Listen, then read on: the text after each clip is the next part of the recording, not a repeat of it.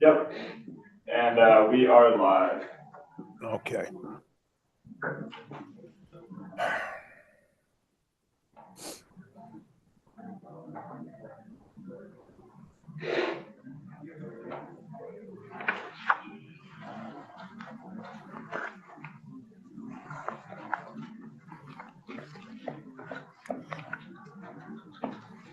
We're live. Yep. Just wait for you, I think. I think you're chair. Senator Sears, do you want me to also start off the witnesses, or? Yes, please. But I'm still waiting to get the latest draft from Ben. Good. So thank you. Today is February 2nd. We're in Senate Judiciary talking about S58. And with us, we have John Gray from Ledge Counsel. Good morning. John Gray, Office of Legislative Counsel. So we're looking at amendments to S58 today. This adds pieces to accelerate the eviction process based on a tenant's criminal activity, illegal drug activity, or acts of violence. So there are a set of proposed edits here, starting on page 5.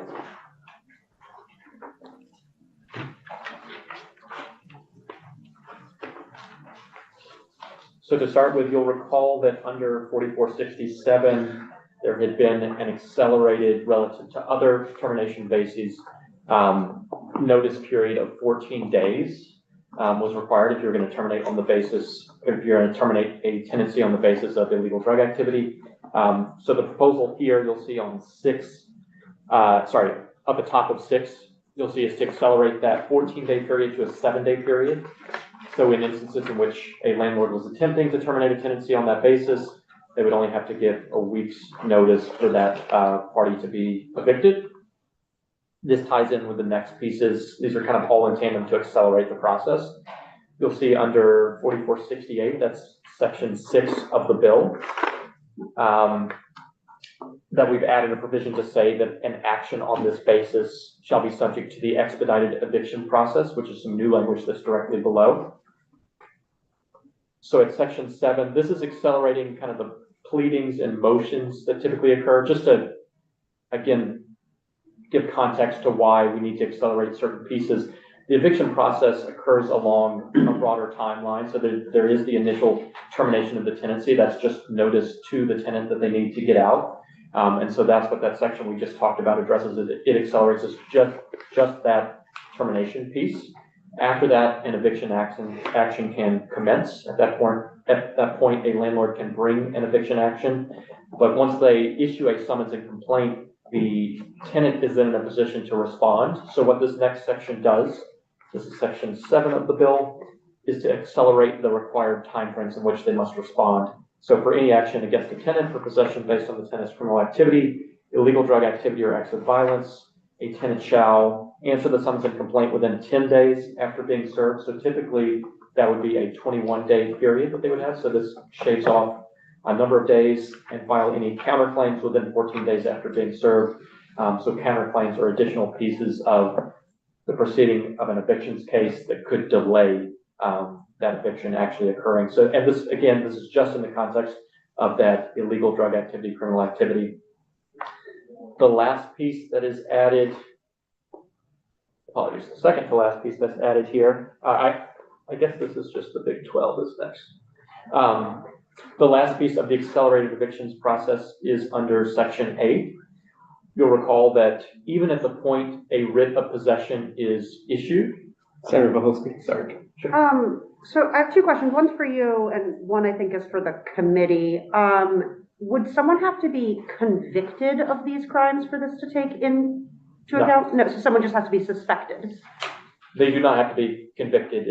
So that may be the way that it's proved that they're engaging in those activities. And I think we've heard testimony that sometimes landlords are delaying the cases, or they're waiting for proof of the conviction to prove that they can evict on that basis, but it is not required. If you could show preponderance of the, if you had sufficient evidence, the landlord had sufficient evidence to show that that behavior was ongoing and was endangering the safety of others in the building, they wouldn't have to have a conviction to evict on that basis. Okay, thanks. And my question for the committee, I thought what we were doing here was not around tenants with a lease, but was around the individuals that were not on the lease that were having this activity going on. I think that, and maybe this could be clarified by ledge counsel, but somebody who is not on the lease in some circumstances can still be considered a tenant if they've been living there, sleeping there, and they have their belongings there, but they're not, they're not on the contract. So, I mean, it seems like they kind of exist in this in-between area. I thought I had heard from Judge Zone, though, that there was another area of law that could specifically deal with those folks without impacting tenants. There is. So just to give my background as to this approach, the way that I understood this is that there are multiple sets of problems that you guys are trying to address. There are tenants engaging in this activity, and the request was to accelerate the eviction process for those tenants. There are additionally non-tenants who are engaging in the activity, and we want an accelerated basis for getting them out. There is existing law, ejectment procedures under Title 12 that already provides an accelerated process for that. And that's what Judge Sony has testified to. Additionally, the piece that Michelle added is another method for getting at those non-tenants, accelerating, ensuring that they can't return to those buildings. So these are kind of together. They're addressing the same general concern, but it's separate problems. It's non-tenants and tenants that are being addressed here. I think just so I have the definitions cleared in my mind, if somebody is living somewhere, have their belongings there, have been there for a couple of months, but they're not on the lease, what are they defined as? A non-tenant or? They're not a tenant. Okay. No. So that is not evictions actions. That's the ejectment that you heard Judge Zone testify to. Okay. And that can be dealt with in other things as well. Like there's criminal ways to deal with that. So this is just the sections that I'm addressing are just dealing with the eviction process, which has to do with the contractual relationship between landlord and tenant. And the reason that you have to accelerate these particular pieces is that under the eviction statute, they have right to a trial by jury. So you're having to deal with all these multiple steps. And that's why you see the different sections here to get at pleadings, motions, when that writ of possession can issue, that sort of thing. Okay. Thank you. Okay. I guess I was a little confused. I thought we were only dealing with those non-tenants. But all right, thank you. Can I ask an additional question? John? Go for it. Yeah. John, I'm very happy to see what you've done here. There's actually articles have been in the Bennington Banner today and yesterday regarding this problem of, they call them so-called trap houses, which is a term I'd never heard before. But my question is, in two of the cases, one that they cited in the Bennington Banner, one is in a mobile home park. So it is not necessary, and I want to make sure that that type of building is included here. And secondly, another one that they cited is actually an individual home that is rented by, as I understand it, rented by individuals who are renting from a landlord. So they're not necessarily in an apartment building. And I want to make sure that those are also covered. Yep. So there's I other think residents of the trailer park, for example, and there, of course, there's neighbors to the home in Pownell that was cited in the article.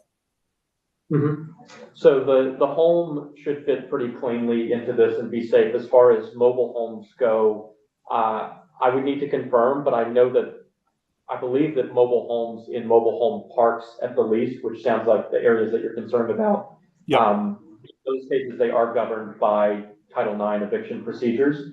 I can double check on that just to make sure, but I believe that we're safe on both fronts, but I'm happy to just make sure. Right. Okay, thank you. I think that would help a lot in the two cases cited in the article yesterday and today in the local paper. Okay, and I'll try to track down that article just to see and make sure that those are the kinds of things. Yes, I can forward them if you need me to. That'd be great, yeah. I'm sorry, I keep looking at the screen, but I'm, Understood. It is confusing, and I'm sorry I have to be not with you this morning, but they carved up quite a bit of my scalp. seems like a good reason to stay home. Yeah. The last piece I did just want to hit here in the section 8, the writ of possession, shortening that period to 7 days exclusively for terminations on this basis. Previously, that had been a 14-day period, so even after a writ of possession had issued, a sheriff would not be able to go and have that tenant evicted until after 14 days. This now shortens that to 7-day period. So just kind of shorten up each little step that happens here. It's meant to be kind of incremental shaving off of that process. Does that exclude holidays and weekends? No, I don't believe so, but I would have to, let me. In general, the way that we do is day for a day, unless you specifically identify that it's business days, and so it'll be 10 calendar Yep, days. I was gonna say, I think I looked at conventions on day usage last night for some unrelated reason, and that's what I recall seeing was that it should count, but I know that sometimes if something occurs on a weekend, even if you've been counting those days up to it, sometimes they push that last weekend up until the Monday, just given that people may not be in a position to do that. But, yeah, okay, check. It's worthy of checking because I can assure you I've executed dozens and dozens of these things, and everything comes out of the court states business days. That's why I was asking about the weekends and holidays. We used to sit down and count and say, okay, well, and count them up before we go by. Of course, the landlord is getting all upset about it because, and understandably so, but I'd just like to make that clear. And so if you have served these, you've done it on the weekend, or it always had to be on a business day? No, it's just the accumulation of days. Yeah, yep, okay. I was gonna say, I think we're safe on accumulation. I think that accumulation And I've is, done many Yeah. mobile home parks too, as far as that's the same process. okay. Question for you, John. One of my concerns has to do with line 17 on page 7, when we're talking about the tenant's criminal activity. So I get and support, illegal drug activity, or let me rephrase that. Right. I support having illegal drug activity and acts of violence in this, but criminal activity, if somebody gets a DUI, are they now subject to an expedited eviction? No. So what I could have included here, and if it's helpful to include that here, I will add this in the next piece. The piece that you see here that says tenants' criminal activity, illegal drug activity, or acts of violence, that is language that is pulled from 4467B2.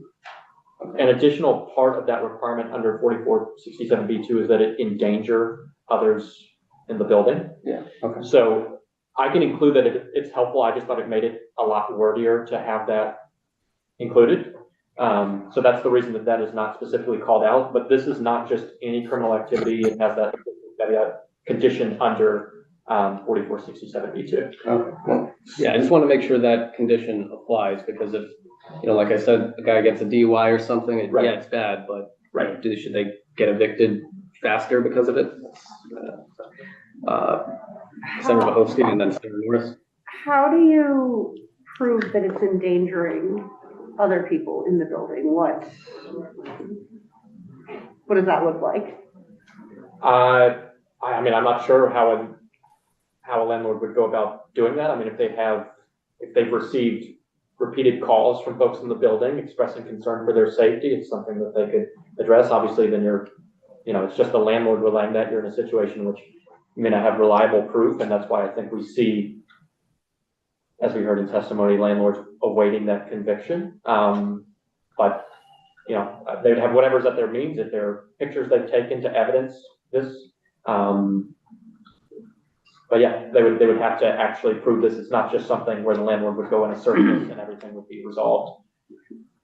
Okay, and that applies to every aspect. So like if I'm in my living room and I happen to use some psychedelics, I am engaging in illegal drug activity. It would not apply to that. It would only apply to that if the landlord could somehow prove that my living room psychedelic use was harmful to others. Right. Okay. Senator Norris, did you have a question? Yeah, it was right along the lines of Senator Volsky is, I was wondering when looking at B2, what is the level or burden of proof that's acceptable when the landlord files for this? Preponderance, is it? Yeah, so it would definitely be, it's lower than criminal cases. I believe it's preponderance of the evidence, but I would, again, just being new to everything, I would want to check and get back to you guys to make I sure. realize it's preponderance once it gets to civil court, but when you're talking about criminal Right, activity or whatever, that's not based on preponderance of an evidence. but the criminal activity, this is within a civil context. This isn't saying that they have to prove in court that they've committed criminal activity in the sense of convicting them of a crime. It's just saying that within the civil case. So it's not changing the standards within the civil proceeding, that it is about criminal activity. Has this been used? Does anybody have any knowledge of this being used or? So that, I think that was Sheriffs some of the, might, I've never heard this. oh, yeah. I think that was some of the testimony that was heard, is that this is not especially used, and not sure why that is the case. There was a joke made that perhaps drug dealers pay their rent, in which case, I'm sure we'll have a test case. County near. I think one could speculate a great deal about all this, but given the testimony, and given what we've witnessed in our communities, I think it's a section of the law that has not been used because it's too cumbersome. And this would allow for that. And I'm particularly strongly in support of the flash citing, which is developed in, I think it's section 6, is it not? Or excuse me, section 4. I think that's where you have except for good cause shown, a person cited or arrested for dispensing or selling a regulated drug in violation of this chapter shall be arraigned on the next business day, blah, blah, blah. And I think that's the key phrase, except for good cause shown. I don't know all that much about the other eviction processes for people who are currently a leaseholder, but my guess is that this is something that should be at least reviewed by the housing, economic development, housing and general affairs committee.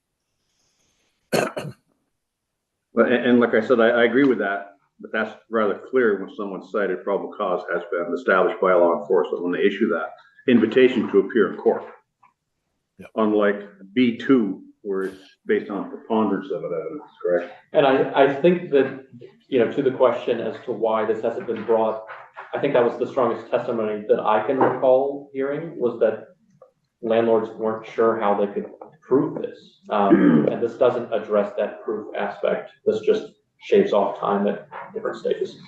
Well, maybe we should consider using the language in the flash citing.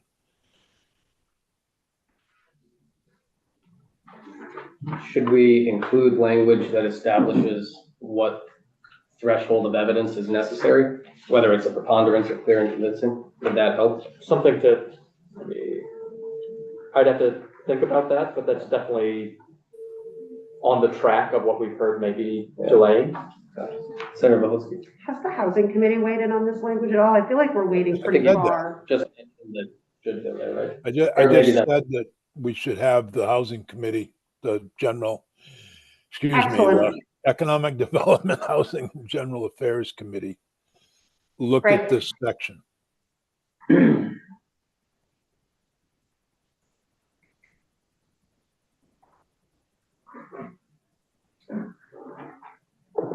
Any other questions or testimony for John? Sounds like there's stuff to think about here, particularly the burden of proof piece. There's nothing else for John. Thank you very much. And next up we have Michelle. Right? Or Don't have anything new okay. since Wednesday, so, I mean, just for a second. You're hearing from the health department, right? And you have the sheriff? We're hearing, yes, we're hearing from a sheriff and the Department of Health. See you afterwards. guys. So, We'll look for that, Thank you. Bennington article as well. Yep. I emailed it to Yeah, I you. just. Oh, okay, great. Thank you. So good morning, for the record, Michelle Childs, Office of Legislative Counsel. So just letting you know what we have on the page where you have a new version of your amendment. And so I've kind of, because it's starting to put different kind of subject matters together, I did some reader assist in here. So you've kind of got three different areas. The first one being the drug crimes. So section 1 is the definition section that we've already talked about. You started out with the bill as introduced with regard to the new definition of knowing that would apply throughout the regulated drug chapter, as well as the new definition of fentanyl. And then at your last meeting, we added the new definition of xylazine and including xylazine into the definition of regulated drug. Then after that, in section 2, you have the new crime of either dispensing or selling xylazine. And so on Wednesday, I talked to you a little bit about how it's kind of an odd creature in the sense that it is not a controlled substance at the federal level. It is something that is approved by the FDA for certain use in animals as an animal drug. But usually when I'm kind of dealing with regulated drugs that are in Chapter 84, they're already identified and within the CSA at the federal level. There is federal legislation that would do that and put xylazine as a Schedule 3 drug, but that has, it's still in, it was introduced last year, still sitting in Congress. But I did mirror that language within the new xylazine offense. And again, it's modeled after the fentanyl statute that you have, which is that there is not a specific penalty for personal possession. It's only for illegal dispensing and sale. And then with the language that I included in there that follows the federal legislation was trying to get at the allowable uses, which is with regard to like veterinarians and people who are working with animals. And so I think you're going to hear from Department of Health on that this morning. Then you have, I know that we haven't talked about for a while, but like section 3 is the selling or dispensing a regulated drug with death resulting. So that is language that was part of the bill as introduced. It was changed a little bit based on what was advocated for by the state's attorney, and I understand you're going to be taking some more testimony on that next week. Then on page 5 is section 4, and that's the new section that I went over with you on Wednesday around flash citing and setting conditions of release if someone is dispensing or selling out of a dwelling where they are not a tenant. I did talk with state's attorneys and ran that by Tim Lueders-Dumont earlier in the week, so they have seen that. Then you have on page 5 sections that John just went over with you with regard to eviction procedures. I just have a quick question, Michelle. Back on section 4, next to the last line, it says the court may include a condition of release. Yes. This rather than shall, or that's not gonna fix our. Yes, so that can be a policy decision for you. I had kind of played around with some language being kind of stronger, initially saying that, you know, in those types of circumstances, the state's attorney shall request that, you know, that's one of the, that is one of the conditions of release in those circumstances. And the feedback I got from Tim was that would not be manageable for the state's attorneys. So you might want to have, you know, again, this is a new section that you guys haven't had testimony on, so you might want to hear from, you know, maybe Zone A or the state's attorneys on this. But I think I was trying to kind of meet your needs, but also reflect back with what the practitioners were saying in terms of what was doable for them. But, you know, if you're interested. I do think we've had testimony from the state's attorneys, maybe not about this specific question, but we have heard from Judge Zone and So it might be better just to ask if they have any comments on the section, Michelle. Okay. Rather than And that's, trying to, that's, try- that's why the language is the way it is I tried to respond to Tim's concerns. right. So I think it would be probably wise to just ask if they have any concerns with this language. If they want to testify, then we can hear from them next week. If not, then they've at least been given the opportunity. And then the last section is section 9, and that's Eric's language with regarding the Big 12. So Yeah, we can come back to that at a later time. and then you know, I kind of just still have like effective date of July 1st, but you know, once you've kind of assembled all the sections of the bill and you know kind of what you want mostly the bill to look like, let's make sure we revisit the effective dates to make sure that they work for you and each section makes sense for July 1st. And then we got to come up with a new name. So, because it looks quite a bit different from the bill as introduced. Thank you. Mhm. Any questions? No, the only question I have is, Michelle, if you would consider section 4 as being on passage.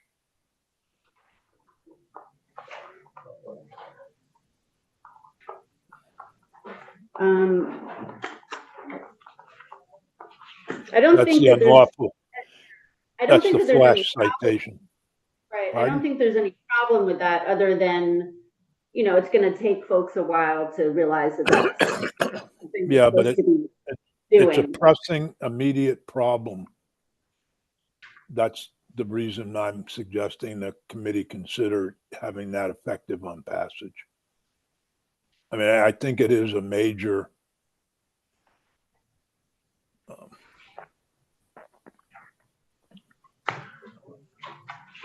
I'll ask a question. Yeah. Since I were ahead of schedule somewhat here. On page 2, line 6. I guess, I'm sure we went over it. Knowingly means actual knowledge. It definitely, what are we trying to accomplish with this particular section? Oh gosh, now I have to think back to our whole discussion about all of this. We haven't talked about this for a while. So I'll start at the beginning. So when we're talking about crimes, right, there's a certain, usually, so you have general intent crimes and you have specific intent crimes. Specific intent crimes mean that an element of the crime, in order to be culpable under that statute, the defendant has to have had a certain mental state. We also refer to it as mens rea. And so when you're looking at these criminal statutes, you know, you'll see, you'll see intentionally, knowingly, recklessly, sometimes negligently, not usually, but there is criminal negligence. And so that's always something that we have in there. So for the drug crimes under Chapter 84 and Title 18, they're pretty formulaic in the way that they, you know, whether it's heroin, cocaine, whatever, and it's usually a person knowingly and unlawfully in possession, dispensing, or selling. And so as what the state has to do is that they have to prove that the person knowingly did the action, right? So there is a definition, and I don't have my stuff in front of me, but like I think what I had done when we first did the walkthrough was I either passed out or talked to you about the way that knowingly is interpreted here in Vermont and the jury instructions that are given for like when you know, if you're going to have to find somebody that they knowingly committed an act, how they determine that. So the issue for, I think, the state's attorneys who have brought forth this proposal is that the current definition, the way that knowingly is applied, is proving to be difficult in these drug cases because, let's say, if you have the heroin statute, right, and they're trying to prosecute somebody for heroin distribution, or let's say under the fentanyl, rather, let's use that. You know, did the person actually know that there was fentanyl in that baggie that they were selling, and that they're having trouble under using the existing definition of knowingly. And so they are going to this other definition, which is used in some other circuits. We're in the Second Circuit. I think it's used in the First and the Seventh. Again, I have stuff in my file, but not right with me right now. And that this would, so if you look at, means actual knowledge that one or more preparations, et cetera, identified, contains the regulated drug, right? Or consciously ignoring a substantial risk. And so this is where you get to the issue of the testimony about how it is common knowledge that whether it's cocaine, heroin, meth, or whatever is kind of being sold out there, that it is all tainted or combined with fentanyl. And so this new language around consciously ignoring a substantial risk is kind of the new stuff that's being brought in. So somebody could say, so let's say if somebody sold somebody a baggie and said, I'm selling you a baggie of heroin, right? And then they try to prosecute that person because there was a death resulting and it had fentanyl in it and it killed the person. And then the defendant can say, well, I was selling them a bag of heroin. I didn't know it had fentanyl in it. And then the state could say, well, isn't basically everybody aware that the drug supply right now and what is being sold as heroin contains fentanyl? And were they, by selling this baggie of purported heroin, consciously ignoring a substantial risk that it had fentanyl and could kill someone? So if we just struck that section, would that be applicable? Would it come? I don't see why the state would have to prove that. If I gave you some drugs and you died, why would I have to prove that I knowingly had fentanyl in that? The death is still there. I mean, I think maybe I'd leave it to them to make, their case to you as Them to being the state's attorney, the folks who are asking for these changes. So I'll just add to that, for every crime, you have to prove that there's a mental element and then the actual act that caused the crime. And so and there's several different mental elements, and knowingly is one of them, which you have to prove. presently, yes. So Senator Norris, actually, I guess this would be for Michelle, if we got rid of knowingly and there would be a default mens rea, that would be. well, you have knowingly now. This is just changing the definition of knowingly. So we have the way that knowingly is currently applied, and I'll pull this up and I'll send it to you guys, like the definition, or I can pass it out to everybody, is the way that the definition of knowingly currently works.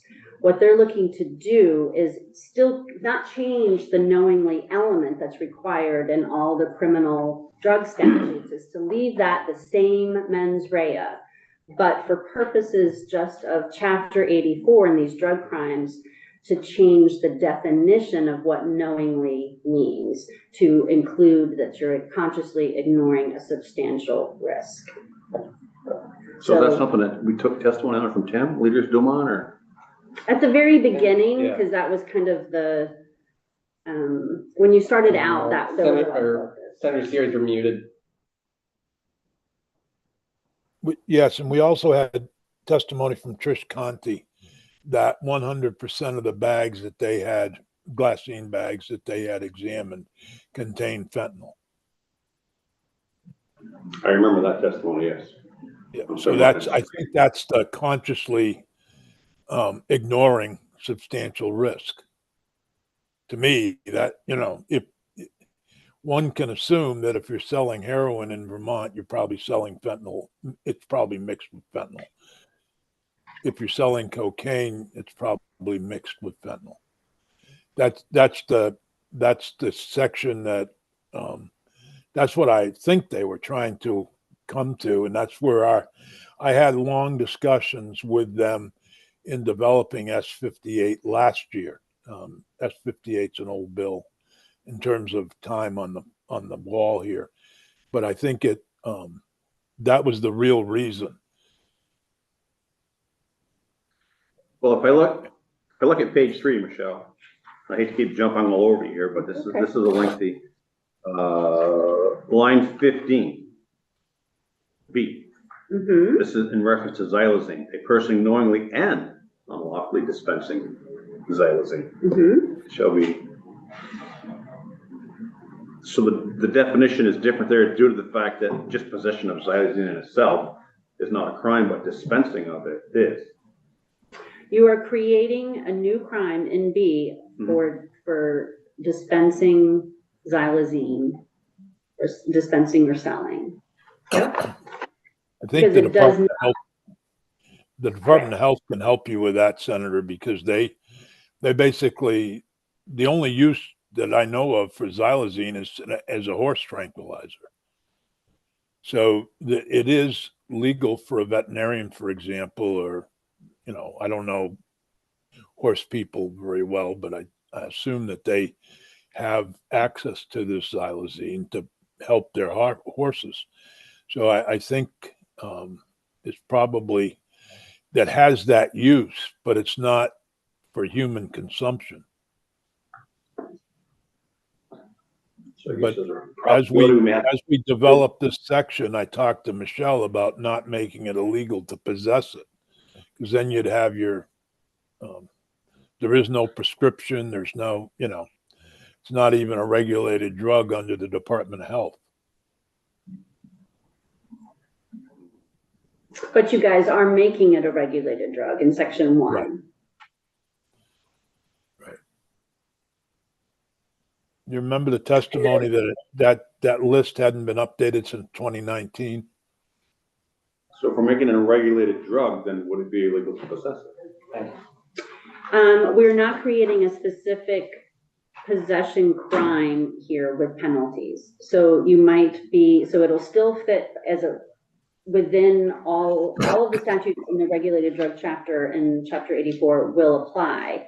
But the way typically that you approach these specific ones is that if you want criminal penalties for possession, you create a criminal penalty for possession. Senator Sears had asked that this be modeled after what you have for fentanyl so that there's not a criminal penalty for unlawful possession, but there is for unlawful dispensing and sale. So if I get the xylazine, I've committed no crime. I'm sorry? If I have the xylazine, I've committed no crime. If I give it to you, dispense it to you, I'm in violation because I gave it to you. You're not in violation no more because you possess it, right? But Correct. wrap my head around that one for a minute here. Okay. That's how the fentanyl is. So it's not lawful for you to possess it. Fentanyl. Yes, Okay. or xylazine. It's not lawful because it'll be a regulated, well, let's say take xylazine out of it, but like for fentanyl, if you don't have a prescription, right, and you possess it, you don't have it, you're not in lawful possession of the fentanyl. There's not a specific criminal penalty for fentanyl possession. And that was this debate and a policy decision that the General Assembly made a number of years ago when they created the fentanyl statute, that they wanted to go after people who were dispensing and selling. They didn't want to be targeting people who had substance use disorder, who might be in possession of, some heroin and that happened to have fentanyl in it.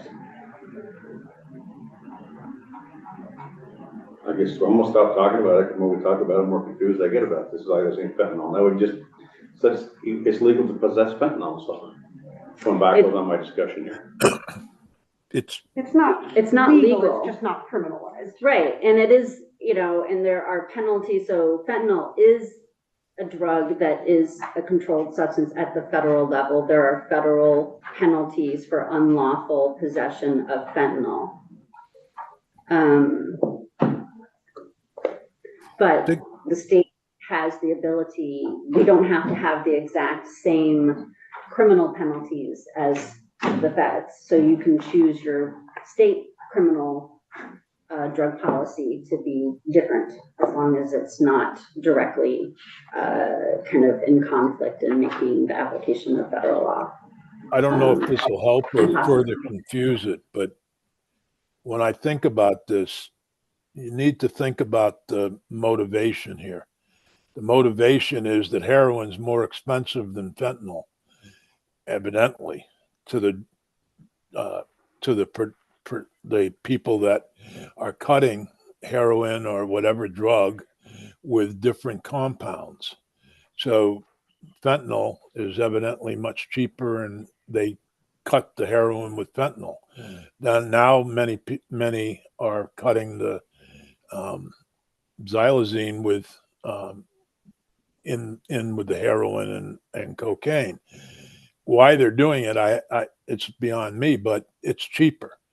And these are, quite frankly, what we're looking at in the state right now are businesses. People are running, obviously illegal businesses of selling drugs. And so they're taking the cheapest route and dispensing and selling these compounds. I think back in the day, they used to mix baking soda and other items with the drugs. My understanding is you don't necessarily buy pure heroin or pure cocaine. It's all cut.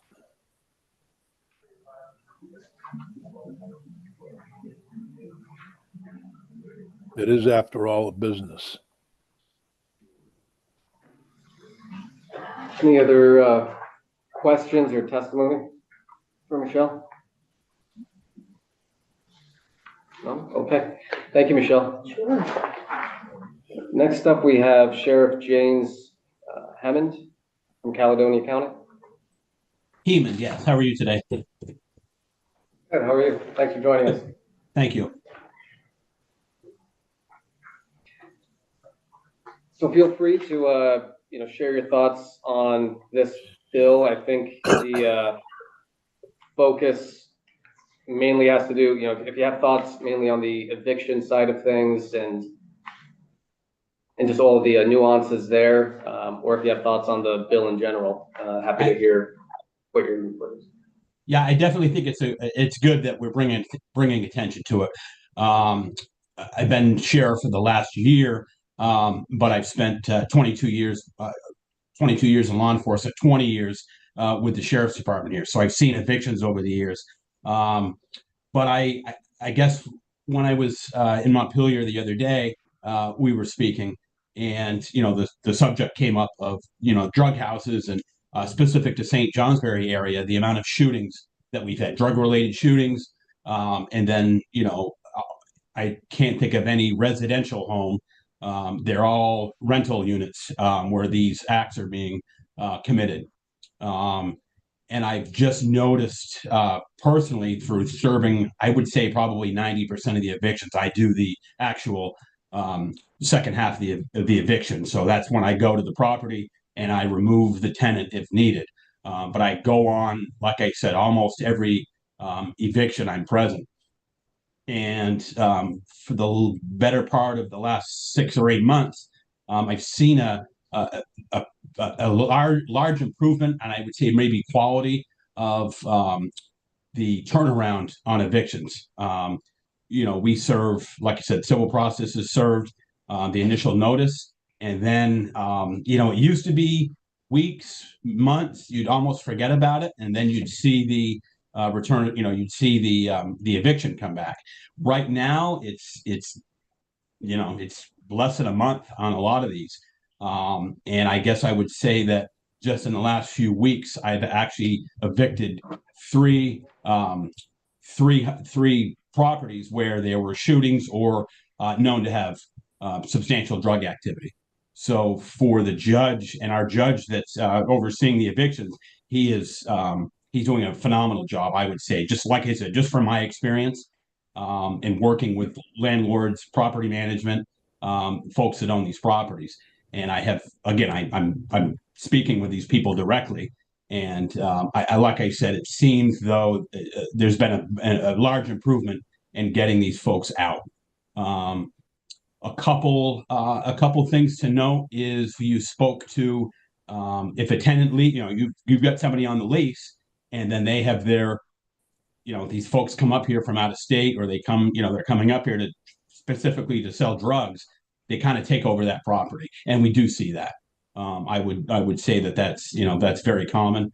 And I had one property in particular where the person knew she was going to be evicted. She left prior to being evicted, but her friends, the people that were illegally selling drugs took over the apartment, and they had to be evicted.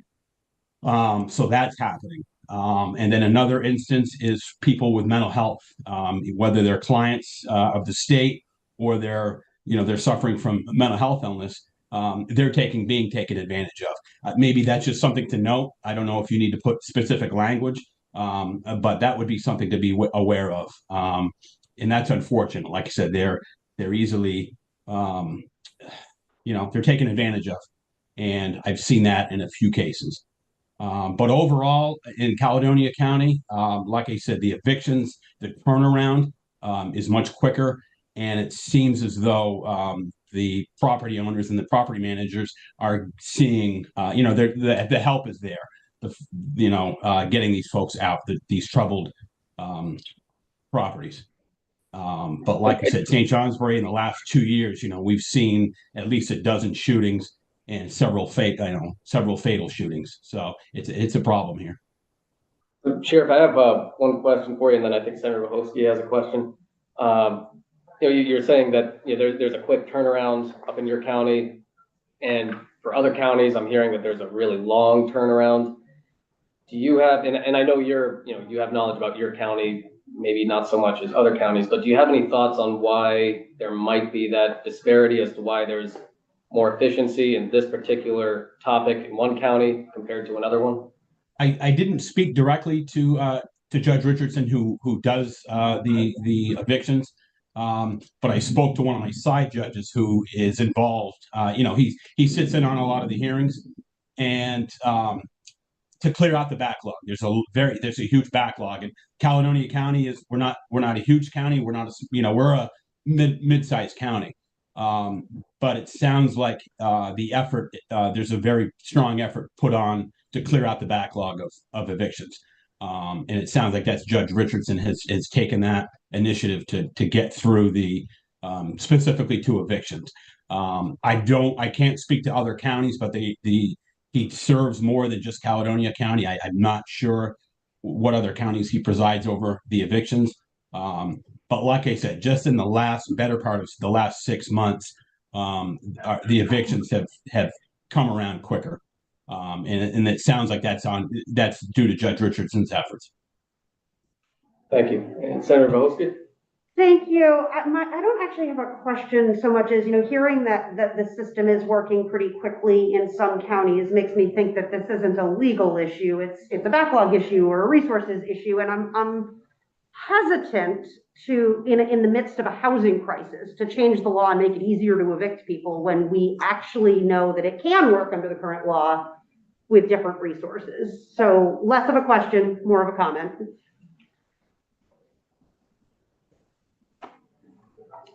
Thank you. Sheriff, I know we interrupted you with some questions. If you have more testimony, feel free to. I guess I would say what we're talking about, we're not talking about evictions in general. We're speaking directly to illegal activity, drug dealing, shootings, police response. Like I said, it would be very easy. Like I said, a lot of the property owners have cameras and they monitor traffic going in and out. And we talk about preponderance of evidence. A lot of times that's a factor. And then just police response, whether the tenant is committing other crimes and being cited into court. But that doesn't seem to be the issue. But again, I understand what we're speaking specifically to is just those properties where there's illegal drug activity or there's crimes being committed.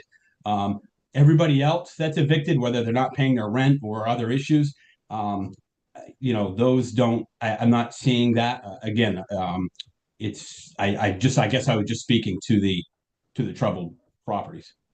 Yeah, no, I certainly know that that's what you were speaking to. I guess the space I sit in is it sounds like in Caledonia County, the system as it is working. And Yes. so that to me makes it clear that the law as it is can work. If I But might. again, like I said, making it not, I wouldn't say easier, but specifically, laws in place for the illegal drug act. The properties where there's illegal activity going on. When that is already in law, that people can be Right. evicted for Right. committing crimes. I believe Senator Sears had a question. Well, I guess, what's confusing to me now, and given Senator Wachowski's comments, I heard, one of the strongest advocates for changing the eviction law was Senator Kitchell, who spoke to me about the problems in St. Johnsbury. She had evidently talked to the chief of police in St. Johnsbury.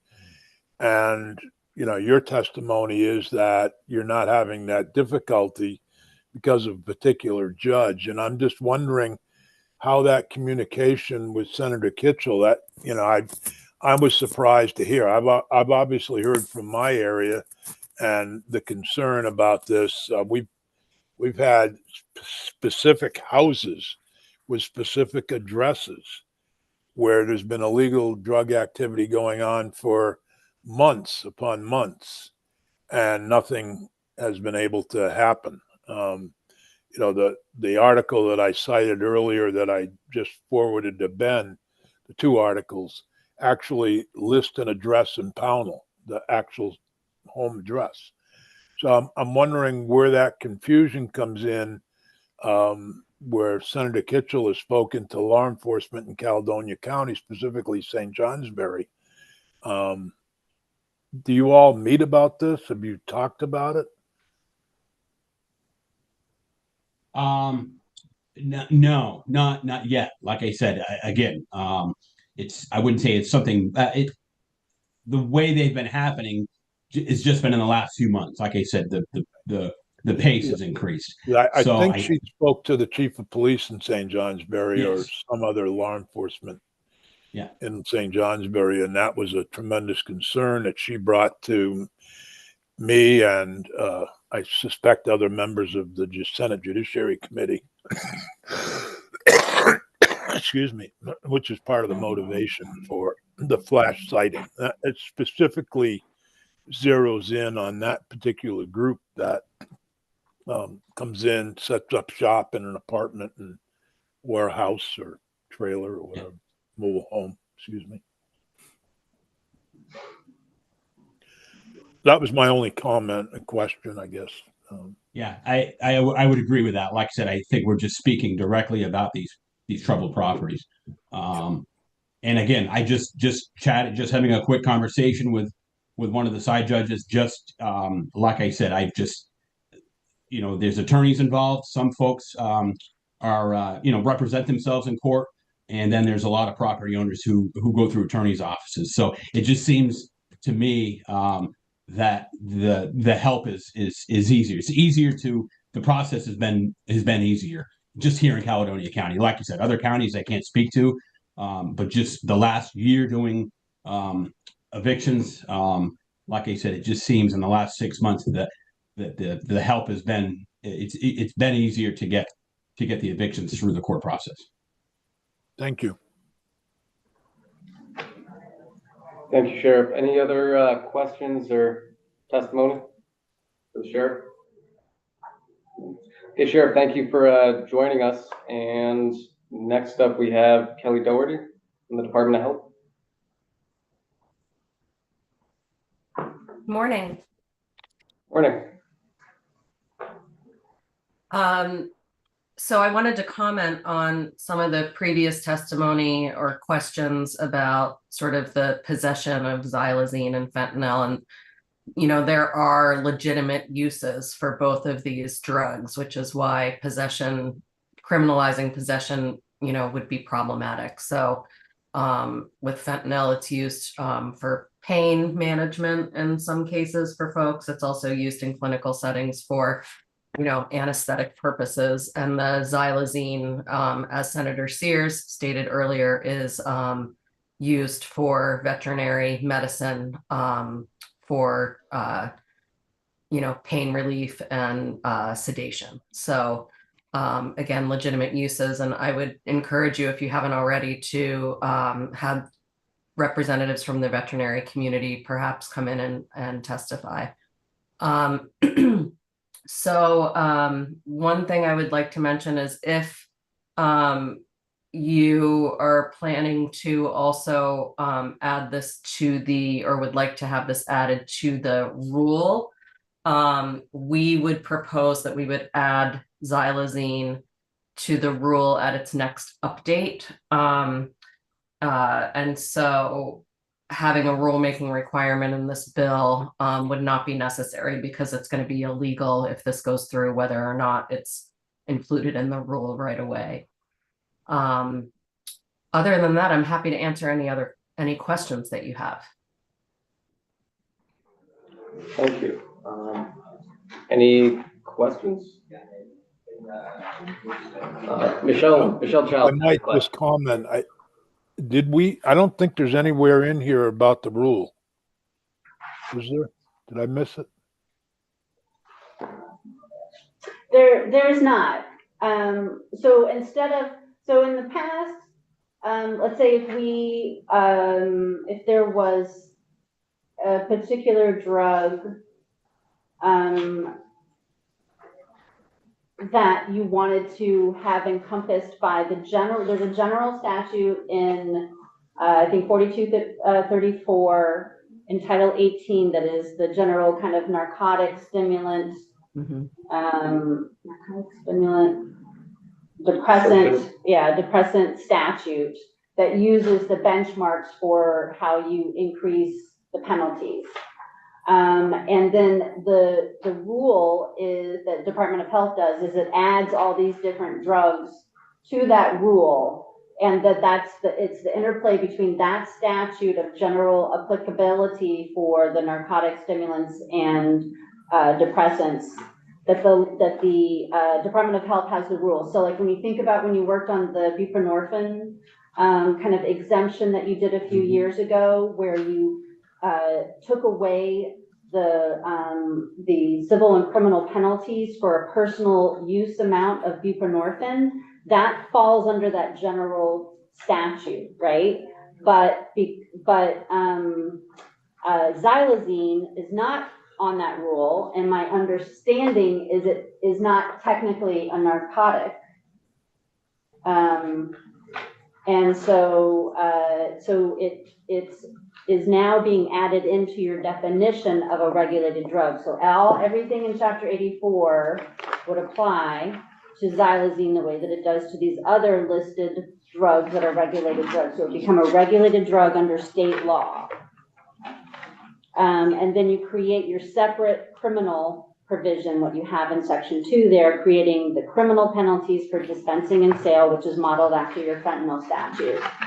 So the question I had for Department of Health was, for Kelly, is, it's a little odd because it's not part of the Controlled Substances Act, but is like FDA approved, and this is all, very foreign to me, and all the chemical compilations and how drugs are approved and things like that, and they're used. So what I just did for this language was just to kind of follow the federal legislation on xylazine about identifying and I don't like the way they have it structured, but I thought it's best to still just follow that model because that's kind of the way that the feds are looking at it.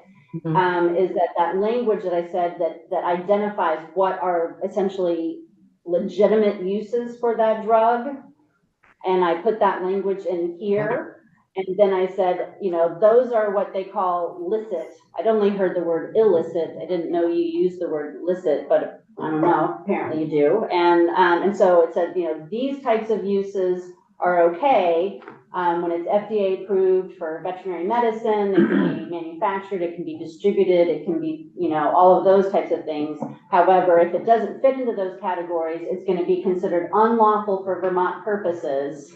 But we're only going to set criminal penalties if you unlawfully distribute or sell it.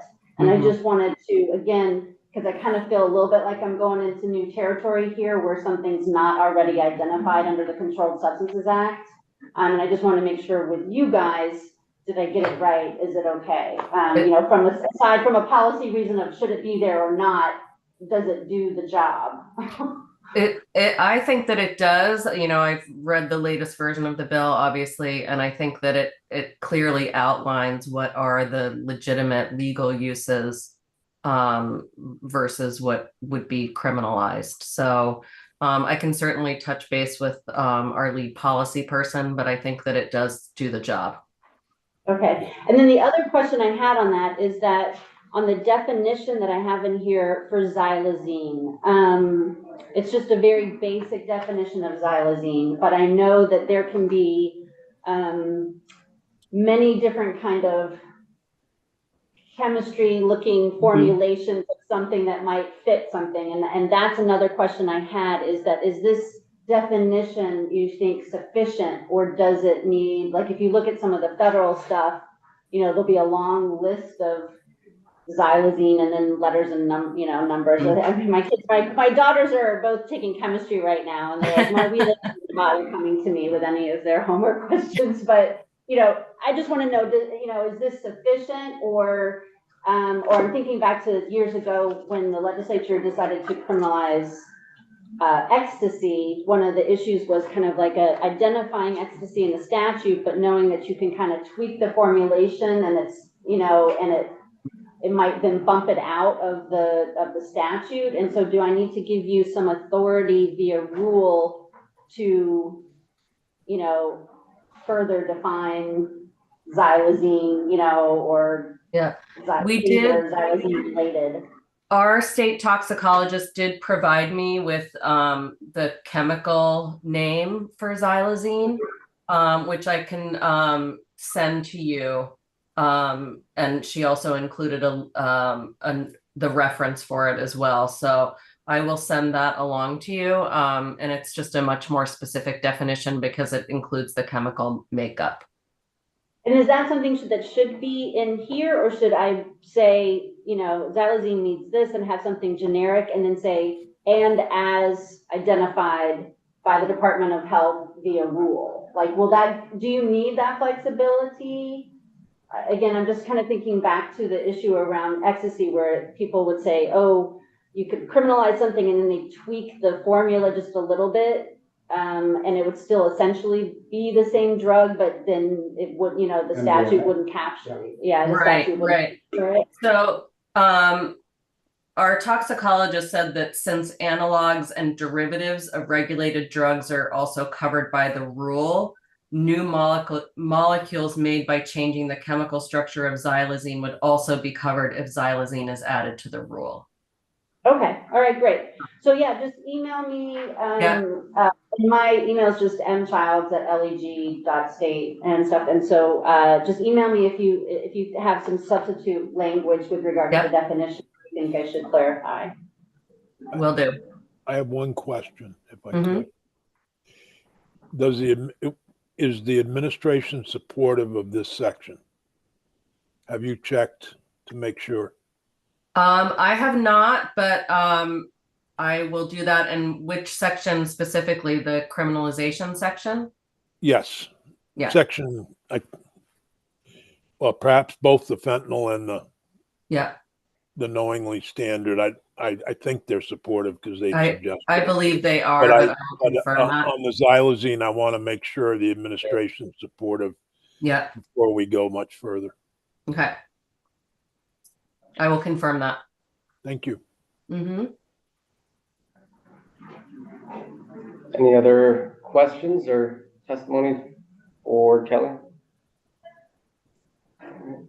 Well, thank you very much for joining us today. Thank you. Bye-bye.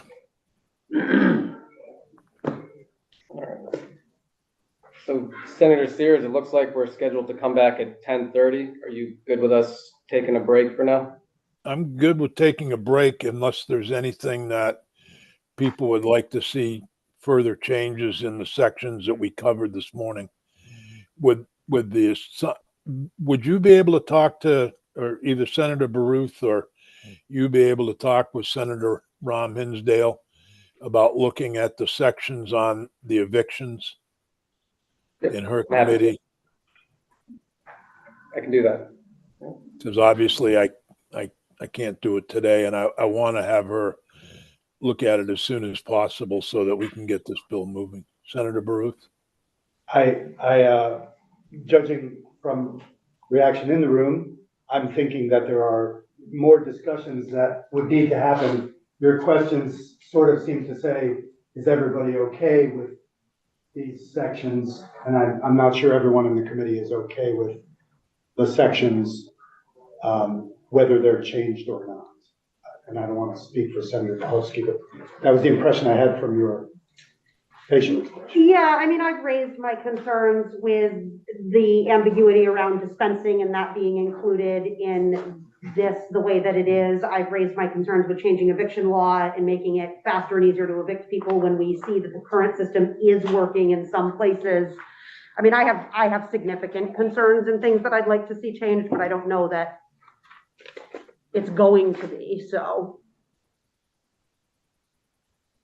I'd also like to hear veterinarians' takes on this. I mean, if the Department of Health is suggesting that we don't criminalize xylazine and that we should hear from the vets, unless I missed something there. I don't think or they did said not, I don't think the Department of Health said. I think they don't. wanted a carve out for legal uses.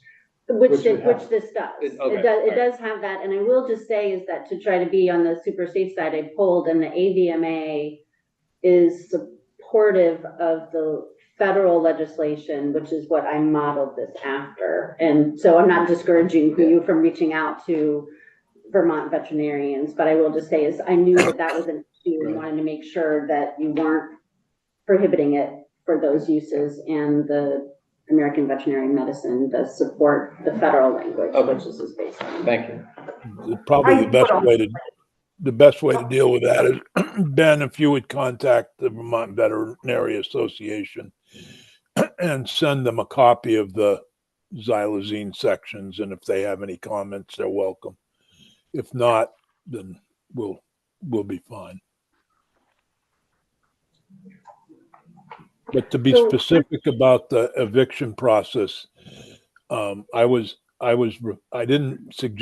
not trying to suggest that the whole committee was fine with it.